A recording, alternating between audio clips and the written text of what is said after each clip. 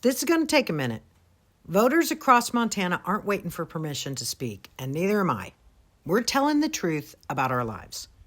People here in Livingston, where I live, and in my travels all across the state in the last months, to Anaconda, Malta, Polson, Libby, Great Falls, Sydney, I hear the same thing on the ground all over Montana. Elected leaders have stopped listening.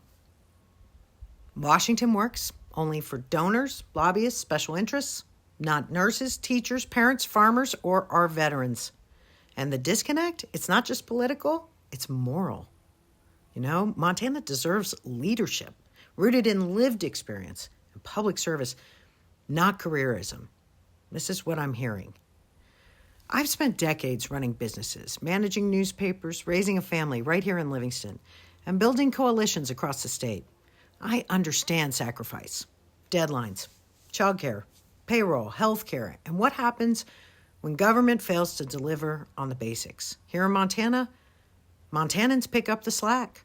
And Montana Democrats have not lost for the last decade or so because voters dislike fairness or freedom or the community spirit we share in taking care of each other in Montana. They've lost because consultants and party insiders keep recycling the same strategies. Build a polished campaign on paper, raise millions, enter late, and hope for the best.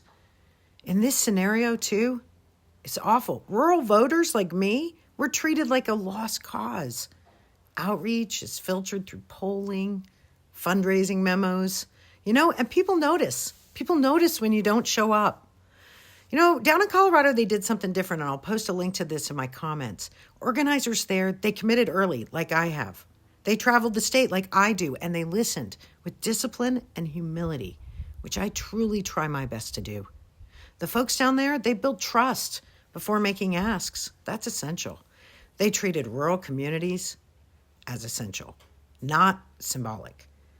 This approach, it flipped school boards and legislative seats, and it built a durable majority from the ground up, grassroots. Montana deserves the same level of commitment. And I've been delivering on this on the ground for months. I launched this campaign last year by visiting places where Dems don't usually show up. I've met with cattle ranchers, sheep ranchers, Broadwater County, Grass Range, and teachers in Havre. I've spoken now with families, miners, loggers in Troy and Lincoln County, healthcare workers all over the state, in Billings, small business owners all over the state, Lewistown, right here in Livingston.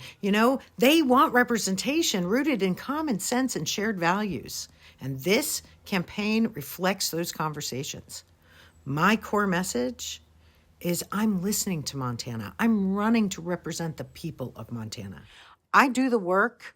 I keep doing the work. I keep showing up, and I keep going. But this campaign is not about me. It is about the people of Montana. The Montanan Steve Daines can't be bothered to even talk to or respond to meaningfully. Steve Daines spends his time in his office serving his national donors, partisan interests, special interests. He has no idea what it's like or what it means to run payroll, how to manage a deadline on no sleep. He's never tried to afford housing while working 2 jobs.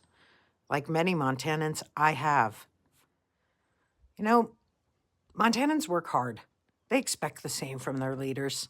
And I don't know how many folks I have to say this to, but we don't need $150 million to win this race. We need trust, earned through effort. We need leadership grounded in community, not spectacle or catchphrases.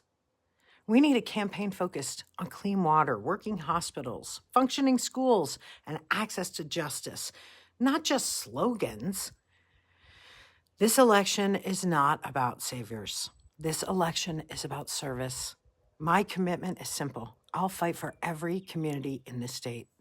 I'll use whatever power I earn to strengthen our democracy and restore public trust. I will never stop showing up. Montana deserves a senator who understands this state because she's lived it.